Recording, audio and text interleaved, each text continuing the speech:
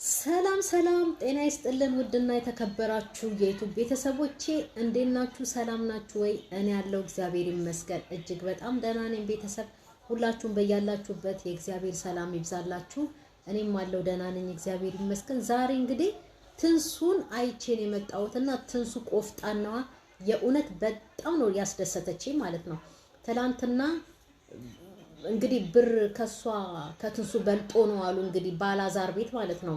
መቼም አይቶ የማያውቀውን ነገር አየ። በቃ ልጅቷ ላይ በቃ መፋነን ይሄ መንገድ ያደገ ከነናቱ ጭምር ማለት ነው። ብር እንደዛ ፊቷ ላይ በትኖባት ልጅቷን አስለቅሶ ሰው ፊት ከሰው ቤት ወጣ ነው የሄደችው ልጅቷ አይደል?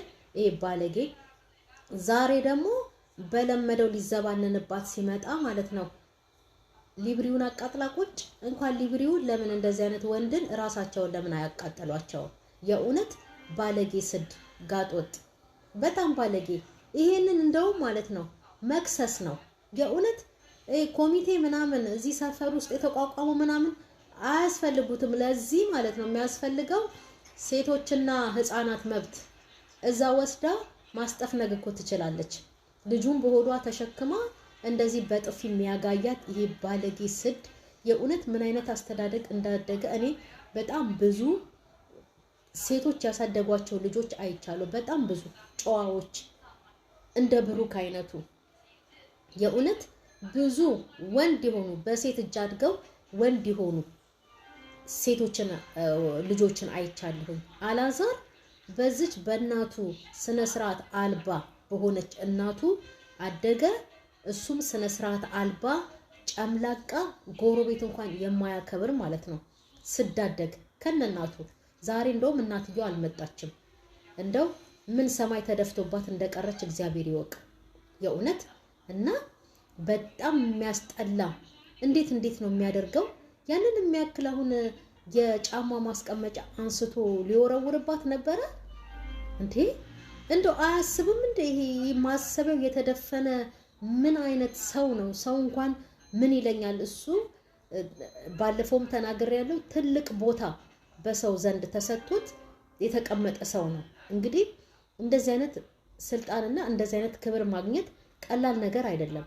ሳያውቁት ነው ይሄ ሳያውቁት።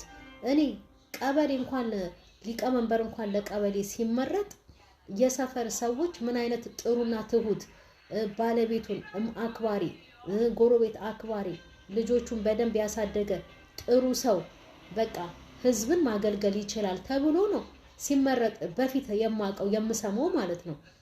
አላዛር ግን ይሄ ሆዱን ይሄን የሚያክል አሳክሎ ውስጡን ገና ሳይታወቅ አምባሳደርነት ተመረጠ። ይሄ ለምንም አይሆንም። ሚስቱን ያላከበረ ሚስቱን ያረዳ ሌላ ሰው ይረዳል ለሌላ ሰው። ድሮም እኮ አንዳንዱ ወንድ ወይ አንዳንድ ሰው ደግሞ እንደዚህ ነው ቤቱ ውስጥ ሚስቱን እሳት ላይ እየጣደ መጥበሻ ላይ እየጣደ ውጪ ላይ መልካም የሚመስል እንደ አላዛር አይነት ወንድ አለ። እና ደግ አደረገችው ዛሬ በጣም ደግ አደረገችው። በጣም ደግሞ ያናደደኝ ማለት ነው እንደው ትንሳኤ እርጉዝ ስለሆነች እንጂ አንስታ እኮ ትፈልጠዋለች። ባለፈው ያንን የሚያክል የአበባ ማስቀመጫ ነው ብርጭቆ አንስታ ልትፈልጠው ነበረ። ይህ ባለጌ እንዴ! እዚህ ደረጃስ ማዳረስ ምን አስፈለገው? አቃጠለችው አይደለ? አቃጠለችው በቃ። እንኳን ይሄ ወረቀት ይቅርና ማለት ነው የሷንም ህይወት እኮ ተጫውቶባታል። እሱ እኮ የተቀየረባት እኮ ልጁን ካረገዘች እናቱ ስለመከረችው ብቻ አይደለም፣ እናቱ ስለመረዘችው ብቻ አይደለም። እራሱ ጭንቅላቱ የአላዛር ጭንቅላት እንደዚህ ነው በቃ። እራሱ የፈለገው እንደዚህ ነው በቃ። እናቱ ስላለችው አይደለም። አላዛር ይሄን ህይወት ቢፈልገው፣ አላዛር ትንሱን ቢወዳት፣ አላዛር ጽንሱ ውስጥ ያለችው ህፃን ገና ያልተወለደችው ብታሳስበው ኖሮ ማለት ነው ትንሳኤን እንደዚያ ያደርጋትም ነበረ። አንደኛ ባዶ ቤት ወና ቤት ከሷ ከልጁ አስበልጦ እቃን መርጦ አይሄድም ነበር። ሁለተኛ ነገር ደግሞ ትናንትና እንዳየነው ከትንሳኤና ከልጁ አስበልጦ ብሩን ወርውሮባት የፈለግሽው እንግዲህ እሱ ቤቱን ይዞ ንብረቱን ይዞ ሊኖር ነው። ያንን ብር ላይ አሽቀንጥሮ እንድትወጣለት ፈልጎ ነው። የእውነት ትክክለኛ ፍቅር ቢፈልግ ኖሮ አላዛር ትንሳኤን እንደዛ ያደርጋትም ነበር። እሱ ትንሳኤን የፈለገው ማለት ነው በቃ ዝም ብሎ እሷ ቤት ውስጥ ታበስላለች፣ ቤት ውስጥ ትምህርቷንም እየተማረች ታረግዛለች፣ ትወልዳለች። እሱ ዝም ብሎ እየተጋደመ አብሯት ስሜቱን ለማብረጃ በቃ ይሄ ባለጌ ነው። በቃ እንደዚህ ነው የፈለገው። አሁን እሱን ቁርጥ አድርጎ ከቤት እቃ እንኳን አውጥቶ እንዲሄድ ያደረገው አብራኝ አልተኛችም ነው። ይሄ ክብር ምናምን ስላልሰጠችው አይደለም፣ እንደዚህ አይደለም። እንደገና ደግሞ ስለሰደበችው ምናምን ነገር አይደለም። በሆርሞን አማካኝነት ሰደብሽኝ፣ አንቋሸሽ ምናምን ይሄ አይደለም። ከአንዴም ሁለቴ አምልጦት እኮ ተናግሯል። እንደ ባሌና ሚስት ተቃቅፈን አልተኛንም አብረን። እንዴ ምን በወጣት እንዴ! በእምነት ደረጃም እኮ ይሄ አይፈቀድም። አንድ ሴት ካረገዘች 9 ወር ሆናት እስከምትወልድ ድረስ ከዛም በኋላ ደግሞ በስነ ስርዓቱ በእንትን ጸበል ተረጭታ በስነ ስርዓቱ ክርስትና ተነስታ ልጁ ተነስቶ እስከሚሆን ድረስ ይሄ ነገር አይደረግም። እንዴ እንኳን ከሚስቱ ጋር እንደዚህ አይነት ነገር ሊያደርግ ይቅርና ከሚስቱ ጋር ብቻ ሳይሆን ከልጁ ጋር እንደዚህ አይነት ነገር እንዳደረገ ነው የሚታሰበው እኮ። ይሄ አይፈቀድም። እንግዲህ ከተሳሳትኩ ደግሞ ንገሩኝ። የማውቀውን ነው የምናገረው እኔ። ይሄ አይፈቀድም። አላዛር ሚስቱ እርጉዞና እንደዛ ደማን እየረጨች ያ ሁሉ ደም ፈሷት አብረሽኝ ካልተኛሽ፣ እንደዛ ሆዷን አንገፍጥጣ አብረሽኝ ካልተኛሽ፣ እኔ በእነሱ እምነት ይሄ ነገር ክልክል እንደሆነ አያቅም እንዴ ነው ወይስ እሱ አርብ ሮብም አያቅም? እንደው እነሱ ማለቱን ልተውና አሁን እኔ አላዛርን ስለምናገር ማለት ነው ሮብ አርብ አያቅም።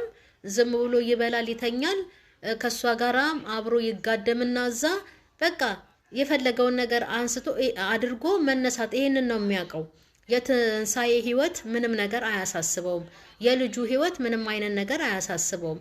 እኔ ቁጭ ብዬ ሳስበው ማለት ነው ይሄ ልጅ በእርግዝናው አልተስማማም። የእውነት ባለፈው ወይኔ የልጅ አባት ሆንኩኝ ወይኔ ምናምን ነገር ብሎ የውሸት ፈንጠዝ እያደረገ እንጂ የእውነት ትንሳኤን ሆርሞን እንደዚህ እንደሚያደርጋት ከስንት ሰው ተምሯል። ስንት ሰው ደውሎ ነግሮኛል ብሏል። ይህንን መቋቋም ካቃተው ይሄ ታዲያ ምንድን ነው ያስወጣው? አብራ ስላልሰጠችው ስለሰደበችው ምናምን ነገር ሳይሆን አብራ ስላልተኛች የሚፈልገውን ነገር ባለጌ የሚፈልገውን ነገር ስላላደረገ ነው ትቷት እንዲወጣ ያደረገው እንጂ ስልክ አንድ ሰው ስልክ ተደውሎ ከተነገረው ዶክተሩም እንደዚህ ስሜት እንደሚቀያየር ከነገረው ደውሎ ከብዙ ሰዎችም ከሰማ ምንድነው እንደዚህ የሚያደርገው? ብልግና፣ ጥጋብ፣ አይቶ ማያውቀውን አየ። ከነናቱ መሰብሰብ የሚባልን ነገር አያውቁም። እውነት ለመናገር ማለት ነው። በቃ የለመደው ህይወት እንደዚህ ነው። ምክንያቱም እናትየው ፈታች አንዴ ሌላ ገባች እና ያንን የተማረው እኔም ዛሬ ብፈታ ትንሳኤም ብፈታ ነገ ጠዋት አንዷ ትመጣለች ነው። ከሷ ጋርም ብፋታ ነገም እድሜውን ሁሉ እንደዚህ በዝሙትና ሴት በመቀያየር ሊኖር ማለት ነው እንዴ።